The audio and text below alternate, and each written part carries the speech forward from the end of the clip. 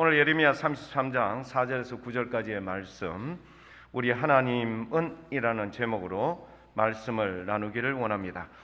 우리 먼저 오늘 본문 말씀, 우리 첫 번째 제목으로 우리 하나님만이 하실 수 있습니다. 우리 하나님만이 하실 수 있습니다. 우리나라의 역사 교육, 여러분 한동안 전 정권에서 그냥 역사를 폐기하다시피 해버렸죠. 그래서 배움에 한참 있는 이 학생들이 우리나라 역사에 대해서 왜곡되거나 무지할 경우들이 참 많았습니다. 그 중에 하나가 우리가 며칠 전 맞았던 3.1절인데요. 이 3.1절을 말하자면은 이 시내 중심가, 젊은이들이 많은 시내 중심가에 가서 말하자면은 학생들에게 물어보았습니다. 이걸 한번 읽어보세요. 대부분의 학생들이 이게 뭐예요? 3.1이 뭐예요? 3.1절을 3.1 도대체 이게 뭐 하는 건지를 모르는 겁니다. 그러니까 우리의 역사를 모르는 이 젊은 세대들, 그러니까 이것을 국가에서 책임을 지고 가르치고 기억나고 다시는 일이 반복되지 않도록 노력하고 수고하기는커녕 여러분 그렇게 없어진 역사 위에 이 젊은이들을 그렇게 세워놓았던 겁니다. 참 안타까운 현실이죠. 역사를 왜곡해버리고 역사를 가르치지 않았던 거예요. 그러니까 이 젊은이들이 도대체 3.1절을 몰라서 3.1절이 뭐예요? 이게 여러분 말이 되는 소리입니까? 이런 우매한 일이 우리나라에서 지금 벌어졌던 겁니다. 지금으로부터 105년 전입니다. 1919년 3월 1일 서울 종로에 있는 탑골공원에서 만세운동이 일어났죠. 일제에 이 여러분 정부망을 피하여서 그렇게 탑골공원에서 일어났던 이게 평양, 원산, 전국 방방곡곡으로 일파만파 번져나가기 시작했던 겁니다. 만세운동이. 일본으로서는 매우 당혹스러운 일이죠. 이것은 일제 강점기 최대의 민족 운동이었고요. 우리 역사이면서 세계사에 빛나는 위대한 사건이었습니다. 1919년 3월 1일 날 일어났던 이 만세운동에 이런 여러분 영향으로 1920년 인도에 있는 간디 비폭력 불순종, 불부복이라는 이 운동을 촉발케 하는 원인이 되는 아주 귀감이 되었던, 말하자면 전 세계 역사에 아주 자랑스러운 우리 대한민국 역사의 자랑스러운 한 페이지였던 겁니다. 이로부터 26년이 지난 뒤 1945년 8월 15일 날 우리나라는 그토록 기대했던 자유 대한민국, 이 광복을 맞는 귀한 은혜를 잊게 됩니다. 그로부터 79년이 지난 2024년 3월 3일, 오늘 이 3월 첫 번째 예배를 드리는 저와 여러분들에게 우리 지나간 긴 역사 속에 있었던 그런 암울했고 힘들었던 이 속에서도 굴하지 않고 민족의 자주성과 무엇보다 기독교 정신을 기반으로 했던 이 나라 이 민족이 다시 한번 국권이 일어섰는데 얼마나 위대하게 일어섰는가. 여러분 아시죠? 우리나라가 일본과 이런 경쟁 속에서 있는 오늘날도 끊임없이 이 쟁점화되었던 독도는 우리 땅, 이거를요 전 세계 사람들에게 홍보하고 알리고자 노력했어요. 근데 그 사람들이 누구 나라 땅, 독도가 어딘지도 모르겠고 그게 우리하고 무슨 상관이냐, 이렇게 이런 지하에 거절을 하는 경우들이 많았습니다. 그렇지만 우리나라 외교부를 포함해서 많은 이런 기관들이 이 외국에 홍보를 해서 어떻게 하든지 일본의 이런 것에 대해서 견제하기 위해서 노력을 했었죠. 그런데요, 어느 순간부터입니다. 우리가 굳이 그렇게 하지 않더라도 그들이 스스로 알아서 우리나라가 처한 위치, 문화, 환경, 여건에 대해서 관심을 가지고요, 우리나라를 사랑했고 우리나라의 것을 배우기 시작했던 겁니다. 무슨 영향일까요? K-팝, K-문화, K-음식, K-국방, K-군사력 등등 우리나라가 가지고 있는 전 세계의 많은 사람들을 지배했던 여러 가지 많은 빼어난 부분에 있어서 전 세계 사람들이 우리나라에 대해서 호의를 가지기 시작했고요, 우리나라 말을 배우기 시작했고 우리나라의 문화와 역사에 대해서 관심을 가지기 시작했던 겁니다. 그만큼 전 세계에 우리 자유 대한민국이 가지고 있는 지대한 영향력은요, 상상을 초월하는 일로 오늘 이 시대, 그러니까 105년 전에 있었던 3.1절 독립운동 그리고 만세 사건, 이런 일들 때문에 우리가 이렇게 좋은 환경 여건 속에서 우리 모두가 지나고 있음을 우리는 부인할 수 없는 현실의 작금의 현실인 겁니다. 이런 좋은 환경과 여건 속에서 우리 모두는요, 행복한 삶을 누리고 있다는 것, 여기에 대해서 자부심을 가지고 있는 겁니다. 자, 그런데 이런 우리의 상황 속에서 아킬레스 건과 같은 오늘 이 시대에 당면한 문제, 저출산, 젊은이들이 취업의 문제, 결혼을 하지 않고 자녀를 놓지 않고 등등 이런 문제가 있지만, 가장 이 나라 이 민족의 공통적인 숙제로 우리에게 이처럼 있는 해결 못하는 문제가 있다면 그건 뭘 것 같습니까? 우리나라와 대치하고 있는 북한의 끊임없는 핵 위협입니다. 여러분, 매일 매 순간 뉴스 나오는 거 보면요, 어마무시한 ICBM 이거를요 그냥 이동 차량에 싣고 끊임없이 위협하는 그 장면 모습, 우리가 이 부분에 있어서 아직은 우리가 이 부분의 문제를 해결하지 못하고 답답할 수밖에 없어. 자, 그런데 우리가 오늘 본문 말씀을 한번 보시면요, 에레미야 33장 4절에서 9절까지의 말씀 안에 남북한에 대치되는 이 상황의 문제를 해결해 주실 수 있는 유일한 우리 하나님만이 하실 수 있는 능력, 역사가 있습니다. 오늘 본문 말씀 안에 있어요.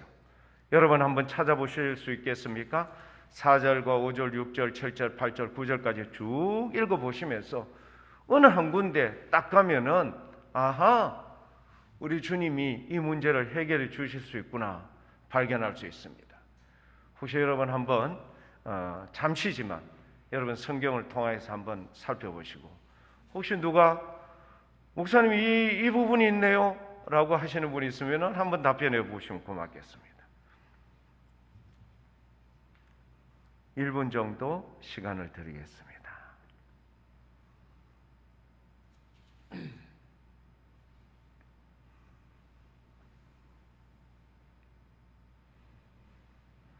혹시 몇 절인가요?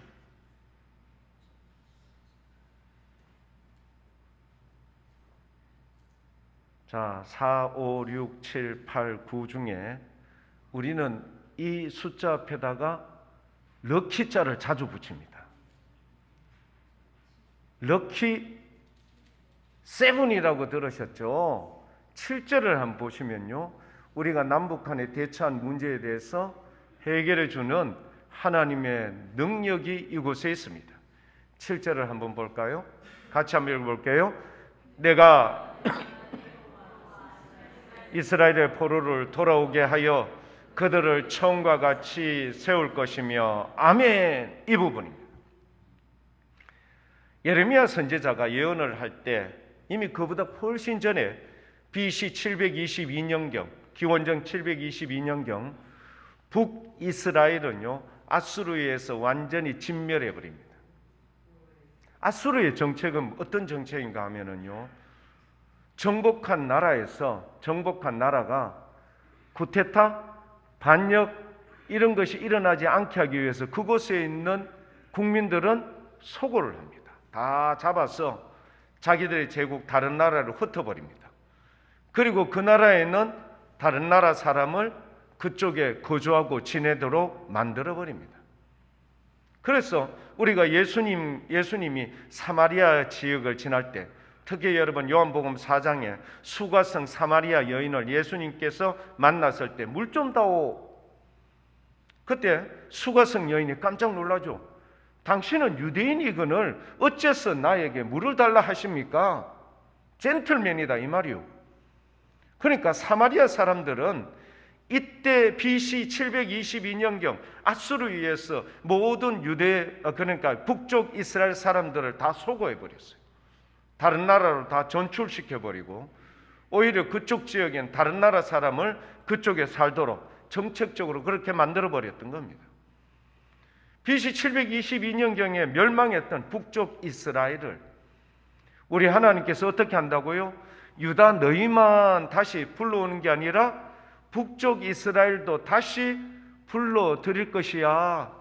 그런데 더 놀라운 일은 뭐죠? 처음과 같이 세울 것이며. 여러분, 처음부터 북녘 땅의 공산주의였습니까? 아닙니다. 여러분 잘 아시죠?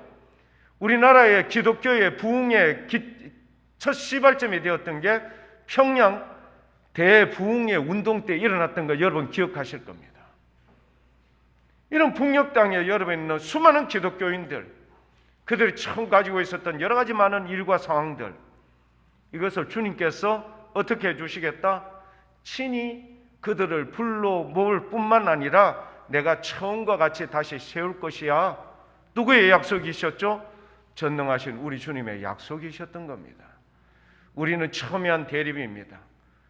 뭔가 자꾸 도와주지 않으면 위협을 하고, 이제는 아예 너그 나라 우리 나라 완전히 끊고 이제는 대한민국이라는 이름을 붙여가면서 우리를 적국으로 선포하고, 오히려 조금만 일만 시비만 벌어지면 이 나라를 완전히 진멸해버리겠다 위협하는 이런 작금의 현실 속에서 1915년에 있었던 만세운동과 같이 이 나라 이 민족의 현안의 문제를 해결해 주실 분은 전능하신 우리 주님이라는 사실을 믿음으로 확신하는 오늘 이 3월 3일 우리 주일 낮 예배의 시간이 될 수 있기를 축복합니다.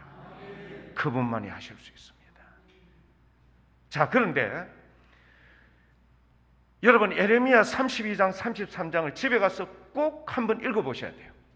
이거는요, 예레미야가 말하자면은 시위대 뜰에 갇혀 있었을 때 하나님으로부터 32장에 한 번 먼저 말씀이 임하시고 33장에 다시 말씀이 임하십니다. 자, 이런 상황의 내용들인데요, 그 내용을 가만히 읽어보면 왜 이스라엘이라는 나라가 그렇게 바벨론의 포로가 되고 바벨론으로부터 멸망당할 수밖에 없는 이유가 뭘까? 우리가 인생을 살다 보면은 일이 잘 안 풀릴 때가 있지 않습니까? 일이 스크루바처럼 꼬일 때가 있지 않습니까? 문제를 직면하고 당면의 문제로 부닥칠 때가 있지 않습니까? 그러면 교회 여러분들은 뭘 생각하시죠? 이 문제가 왜 이렇게 어려워지고 왜 이렇게 해결하지 못할 이런 상황 속에 내가 처해졌는가? 우리는 대체적으로 이런 것이 직면되면 부닥쳐지면 뭘 생각하죠? 혹시 내가 주님 앞에 뭐 좀 미비한 점, 잘못된 점, 혹은 주님의 마음을 아프게 한 것은 없었을까라는 생각을 해보신 적 있으십니까? 그렇죠. 우리는 그런 점에 대해서 내가 뭔가 문제가 있었나? 우리의 가정에 뭔가 문제가 있었나? 우리가 주님 앞에 온전치 못한 게 있었나? 여러분, 이렇게 생각했던 것처럼 하나님께서 이스라엘 백성들을 사랑했죠. 은혜를 부어주었어요. 은총을 그냥 막 하늘에서 퍼부어 주었어요. 그런데도 불구하고 이들은 어떤 삶을 살았는지 하나님께서 예레미야 선지자에게 하소연하는 장면이 나와요. 내가 이 백성 이렇게 사랑했건만, 이렇게 은혜를 부어주었건만 이들은 배은망덕하게 이렇게 나에게 행하였다. 예레미야 32장을 보겠습니다. 예레미야 32장 31절부터 35절까지의 말씀에 보면요, 우리 하나님의 마음이 얼마나 아팠는지를, 그렇게 바벨론을 데리고 와서 그들을 징계할 수밖에 없었던 이유를 설명하고 있습니다. 예레미야 32장 31절입니다.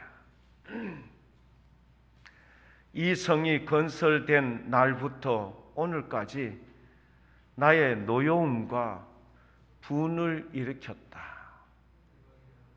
교회 여러분, 이 성이 건설된 날부터 오늘까지 나의 노여움과 분을 일으킴으로 내가 내 앞에서 그것을 옮기려 한다. 주님의 이름이 있는 그 성을요, 옮기려 한다. 왜죠? 주님의 노여움과 분을 일으켰다 이 말이에요. 32절을 볼까요? 이는 이스라엘 자손과 유다 자손이 모든 하여튼 악의 종류는 다 뭐 행하였다고요?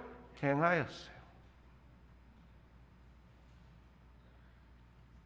여러분, 우리는 지금 주님 앞에 우리가 과연 어떤 악을 행하고 있다고 생각하십니까? 우리는 악이라고 생각하면요, 굵직굵직한 것만 생각해.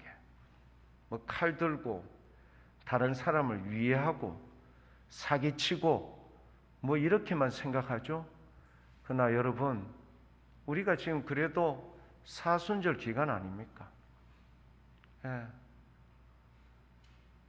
제가 뭐 이런 이야기해서 대단히 죄송합니다만은 지난주 화요일 날 우리 새가족 교육을 하면서 깜짝 또 놀란 거예요. 또 도전을 받는 거예요. 제가 새가족 교육을 받는 한 분이요, 목사님 2월 22일까지 그 사이에 성경을 2독을 했습니다. 제가 깜짝 놀랐어요. 뭐라고요? 그 짧은 시간에 1독 끝나고 나서 또다시 1독을 했다고요? 1독을 더 하셨대요. 하루에 7시간씩 혹은 밤새도록 성경을 읽었답니다. 우리는 밤새도록 텔레비 보지 않습니까? 예수님의 십자가 사순절을 내하고 무슨 상관이야? 우리는 밤새도록 내가 즐기고 좋아하는 일만 하염없이 하고 있지 않습니까? 그래서 우리 주님께서요, 얼마나 답답하셨으면은 여러분 32절 좀 전에 이야기했잖아요. 이렇게 행하는 사람이 한두 명이 아니라 모든 사람이 다 그러했다. 뭐라고 되어 있습니까? 모든 악을 행하여 내 노여움을 일으켰음이라. 그들과 그들의 왕들과 그의 고관들과 그의 제사장들과 그의 선지자들과 유다 사람들과 예루살렘 주민들이 모두 몽땅 모조리 다 어떻게 했다고요?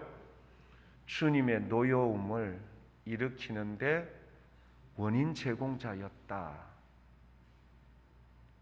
이게 예배를 드리는 저와 여러분들에게 예레미야 선지자를 통하여 오늘 우리에게 주시는 하나님의 마음 아픈 마음을 피력한 거예요. 33절 볼까요? 우리 주님께서 이렇게 이야기합니다. 그들이 등을 내게로 돌렸다. 여러분, 그렇게 친한 신랑 신부가요, 한번 등 돌리면 완전히 남이 되지 않습니까? 심지어는요, 얼마나 꼴도 보기 싫으면은 예전에 어떤 예능 프로에서 천생연분이라는 것을 이야기해야 되는데, 이걸 맞춰야 되는데, 그래서 할머니에게 이 연예인이 물었어요. 그러니까 할머님, 지금까지 살아왔던 이 할아버지와 관계를 이렇게 표현을 해요. 넉자예요. 지금까지 살아왔는 거 이거예요. 그러니까 이 할머니 정답이 천생연분인데 평생 원수도 안 가고요, 왼수라 합디다. 이게 이렇게 되는 것처럼 그렇게 하나님께서 일방적으로 퍼부어 주셨던 사랑을요, 등을 돌려버렸다. 얼굴을 내게로 향하지 아니했다. 여러분, 왜 남편이 꼴 보기 싫으면은요, 모든 게 다 꼴 보기 싫지 않습니까? 아내가 여러분 꼴 보기 싫으면은요, 모든 게 다 꼴 보기 싫거든요. 그 얼굴을 내게로 향하여 돌리지 아니했다.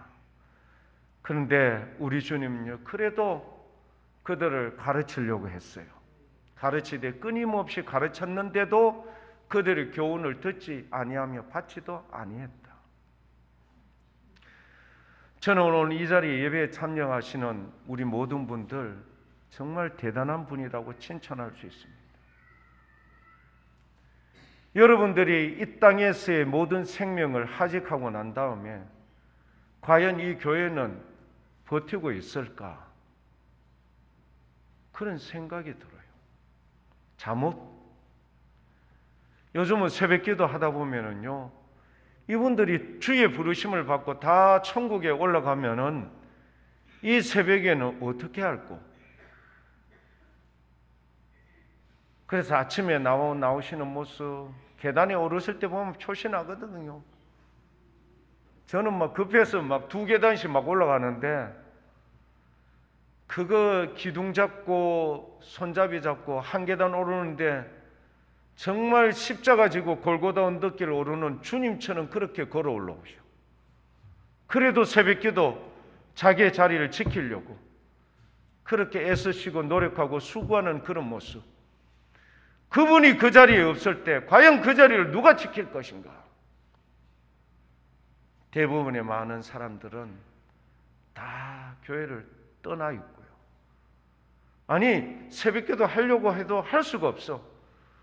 워낙 사는 삶이 너무 힘드니까. 요즘 큰 교회에서도요, 목사님들하고 같이 이렇게 이야기해 보면은 구역장 이거 교육이 안 된대. 구역장 왜 교육이 안 됩니까? 우리는 뭐 구역장 교육도 아예 없습니다. 목사님, 우리도 똑같습니다. 교육이 안 됩니다. 왜요? 전부 다 손자 손녀 보러 다 가버렸대. 손자 손녀 보러 갔는데 무슨 구역장 교육은 무슨 구역장 교육이요? 이러다가 교회가 앞으로 어떻게 될 건가? 주님께서 끊임없이 교훈하고 가르치려고 했지만 안 듣는 거예요. 외면해 버리는 거예요. 그러니 뭐가 될까요? 나라 곳곳에 우상이 세워지고요. 교회는 교회대로 침체하고 비폐해져 가고, 그러니 주님의 이 나라 이 민족을 세웠던 원래의 목적과 의미는 상실된 채 그렇게 주님의 마음이 아팠던 것 아니겠습니까?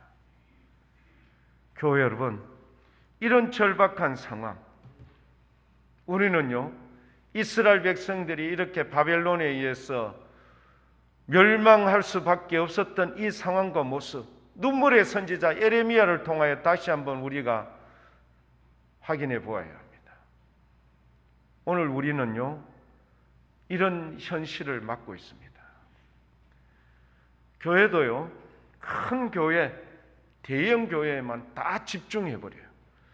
젊은 사람들, 다음 세대들 위해서 그렇게 좋은 환경 여건 속에서 우리의 자녀는 양육시켜야 된다.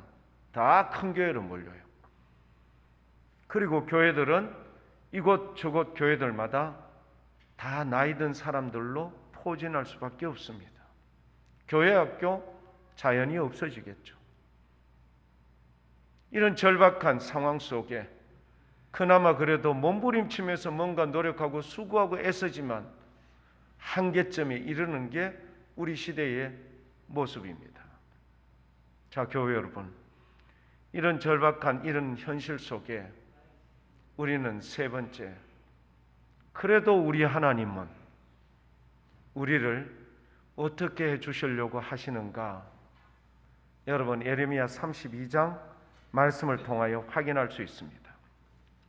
우리가 오늘 여러분 받는 내용 중에요, 본문 말씀 예레미야 33장 8절에 보면은 여기에 여러분 문제를 해결할 수 있는 키가 나와요.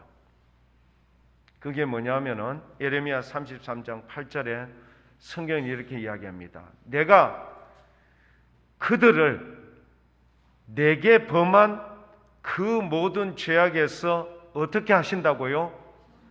정하게 한다. 주님께서 우리로서는 더 이상 돌이키고 해결할 수 있는 방법이 없어. 그런 상황에서 주님께서 내가 그들을 내게 범한 그 모든 죄악에서 정하게 한다.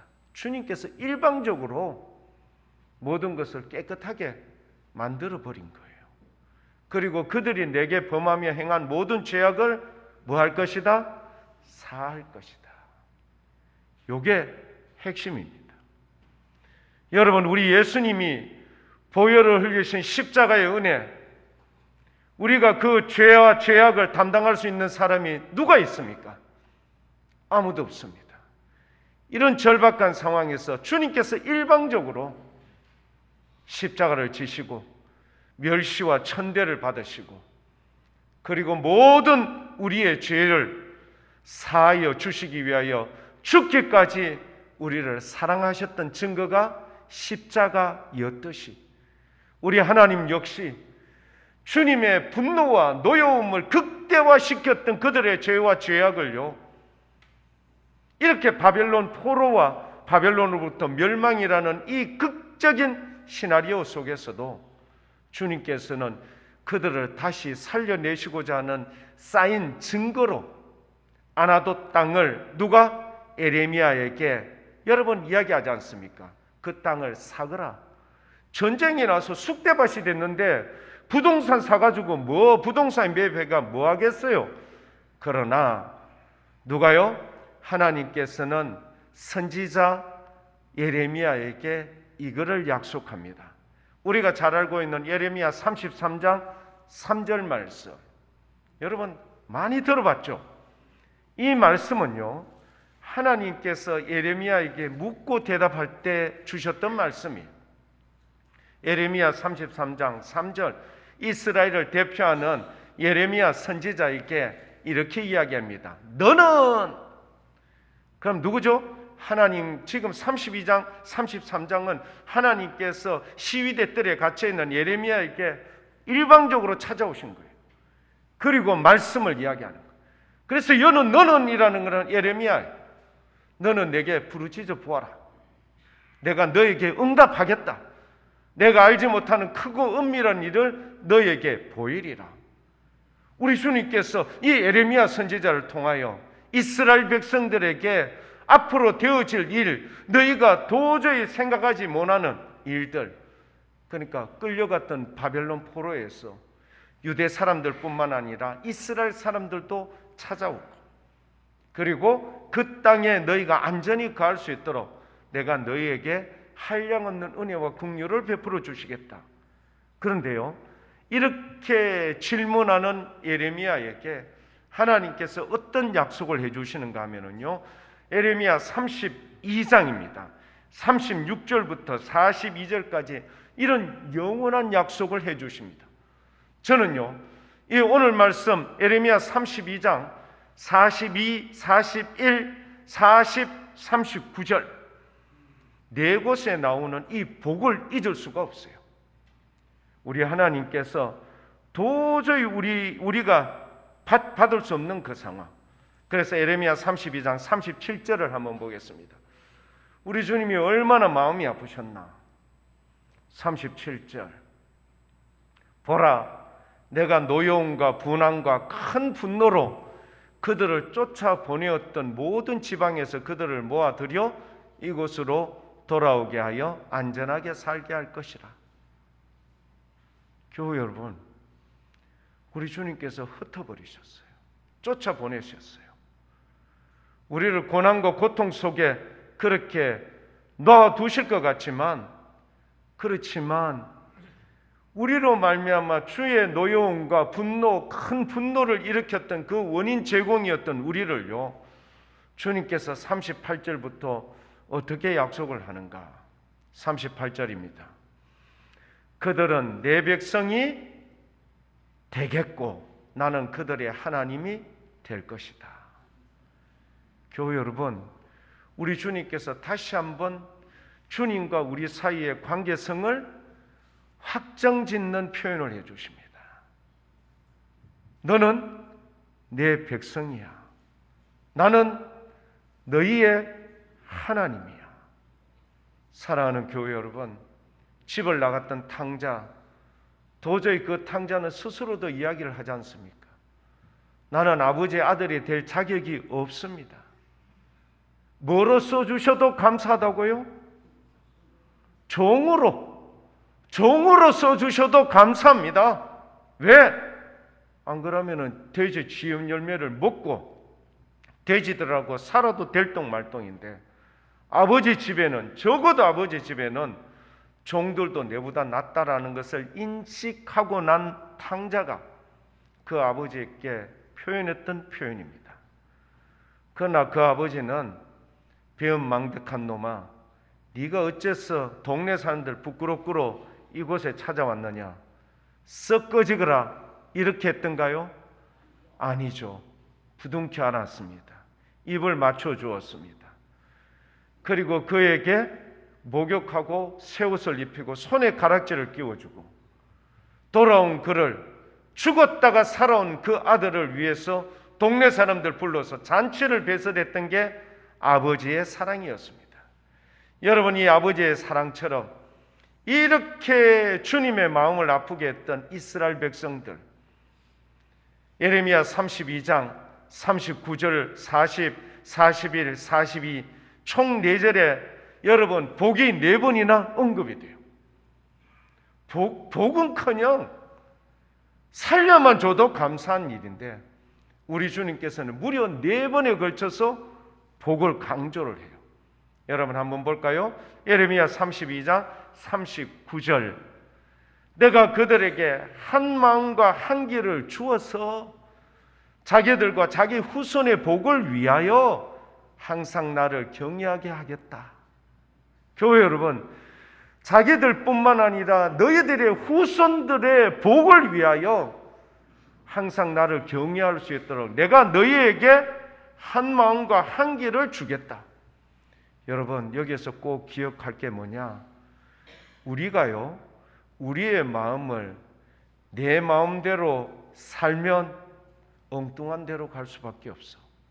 그러나 우리 주님께서 우리에게 끊임없이 경고하고 바른 길을 가게끔 붙잡아주고요, 인도하면 자연적으로 우리는 뭘 받는 인생? 복 있는 인생이 되는 줄 믿습니다. 우리 주님께서 그걸 너희에게, 그들에게 한 마음과 한 길을 주겠다라고 약속을 해주신 거예요. 그 성령 하나님께서 여러분을 오늘 이 자리에, 예배의 자리에 인도하여 주신 줄 믿습니다. 교회 여러분, 이 길만이 우리가 복 있는 삶을 살 수 있는 유일한 길인 줄 믿습니다. 말씀을 경청하고 예배 가운데 우리가 진실한 마음으로 나아갈 수 있을 때 이런 은혜가 주어지는 거예요. 다시 한번 예레미야 32장 40절 말씀, 두 번째 우리 주님께서 주시는 복, 내가 그들에게 복을 주기 위하여 그들을 뭐 하지 않겠다? 떠나지 않겠다. 여러분, 우리는 부부 사이에도 별로 사이가 안 좋아지고 이러면 이혼하려 하잖아요. 떠나겠다.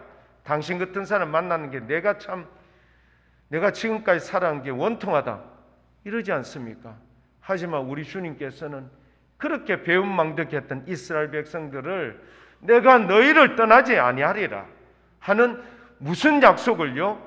영원한 언약을 그들에게 세우고 나를 경외함을 그들의 마음에 두어 나를 떠나지 않게 하겠다. 41절 세 번째 복입니다. 내가 기쁨으로 그들에게 복을 주시겠다 약속합니다. 여러분, 이렇게 할 자신이 있습니까? 여러분의 마음을 아프게 했던 가족들, 일원들, 여러분 기쁨으로 복을 여러분 그렇게 축복해 줄 수 있겠습니까? 그러나 우리 하나님께서는요, 이랬던 우리를요, 기쁨으로 너희에게 복을 주겠다. 분명히 나의 마음과 정성을 다하여 그들을 이 땅에 심으리라. 나의 마음과 정성을 다해서, 그 높고 위대하신 우리 주님께서요, 우리에게 정성을 다해서 복을 주고 다듬고 새롭게 하고 은혜를 입혀주시겠다. 그래서 42절에 우리 다 같이 한번 읽어볼게요. 여호와께서 이와 같이 말씀하시니라. 내가 이 백성에게 이 큰 재앙을 내린 것 같이 허락한 모든 복을 그들에게 내리리라. 교회 여러분, 어려웠던 삶이 있었죠. 그러나 우리 주님의 마음은, 우리 주님의 참 마음은 뭐라고요? 우리가 고생한 만큼, 힘들었던 만큼, 어려웠던 만큼 주님께서 그것을 화를 복으로 바꾸어서 우리에게 내려주시고자 하는 것이 누구의 마음이다? 우리 주님의 마음인 줄 믿습니다. 그동안 고생했던 거 많았죠. 눈물 흘렸던 시간들 많았죠. 아팠던 시간들 많았죠. 우리 주님요, 다 기억합니다. 그리고 내가 너희를 새롭게 해서 은혜와 복을 주되 고생했던 것만큼 내가 너희에게 은혜와 복을 주겠다. 사랑하는 교회 여러분, 신나지 않습니까? 기쁘지 않습니까? 이 눈물의 시간을 주님께서는 기쁨의 시간으로 변화시켜 주겠다. 우리가 그렇게 노력하고 수고한 거 아니요. 그런데 주님께서 내가 너희의 모든 죄와 죄악을 정하게 해줄게. 그리고 너희가 복을 받을 수 있도록 한 마음과 한 길을 너희에게 부어줄게. 그리고 나서 우리 주님께서는요, 이 영원한 언약의 약속을 우리에게 예레미야 선지자를 통하여 이스라엘 백성들에게 2024년 3월 3일 얼마 전 3일절을 맞았던 우리 모든 주의 택한 백성들에게 이 약속의 말씀을 주시는 줄 믿습니다. 그럼 어떻게 해야 되죠? 그렇구나, 우리가 이처럼 주님의 사랑을 받고 있구나. 그러면 적어도 교회 여러분, 우리가 제대로 된 머리를 가지고 있다면, 생각을 가지고 있다면 이런 받은 은혜를 뭐하게? 쓰레기같이 치부하지 말고 여러분 이 귀한 은혜를 잘 받아 누리고 주님 앞에 이제는 새로운 인생으로 거듭난 삶을 통하여 주님께 영광 올려드리는 믿음 있는 귀한 교회 여러분들 다 될 수 있기를 축복합니다. 어떻게 해야 될까요? 말씀 많이 보십시오. 교회 여러분, 말씀이 생명이에요. TV 백날 봐봤자 여러분 머리만 더 아파져. 머리는 더 공허해질 수밖에 없고요, 세상에 헛된 것을 추구하는 인생이 될 수밖에 없어. 넓은 길로 자꾸 가게끔 세상은 그렇게 유도해요. 그러나 저는 여러분들에게 간절히 부탁드립니다. 여러분 주님의 그 간절한 소망을, 간절한 그 부름을 외면하지 마십시오. 내가 이런 어려운 상황이 있을 때 주님께서는 우리를 향하여 부르고 있지 않습니까? 이제 저와 여러분들에게 주어져 있는 이것, 우리가 정말 주님의 부르심에 합당한 삶을 살 수 있도록 주님 우리를 붙잡아 주십시오. 기도하고 말씀 보고 전도하며 주님이 기뻐하는 일을 행하여 이제는 주님의 마음을 한여름의 시원한 냉수와 같이 시원케 해드리는 우리 모든 믿음의 교회 여러분들 다 될 수 있기를 축복합니다. 여러분들을 통하여 우리 하나님 하늘에서 기뻐하시며 내가 복무교회 때문에 산다, 내가 복무교회 때문에 산다. 누구처럼? 아브라함 보고 주님 살았지 않습니까? 이삭 보고 야곱 보고 요셉 보고 주님께서 살았잖아요. 다윗 보고 사무엘 보고 살았잖아요. 여러분들의 이름이 꼭 그렇게 기억될 수 있기를 축복합니다. 그래서 깨어 기도하며 말씀 안에서 주님께 영광 올려드리며 주님의 삶, 주님이 기뻐하는 삶으로 주님 앞에 나가는 우리 모든 믿음의 교회 여러분들 다 될 수 있기를 축복합니다.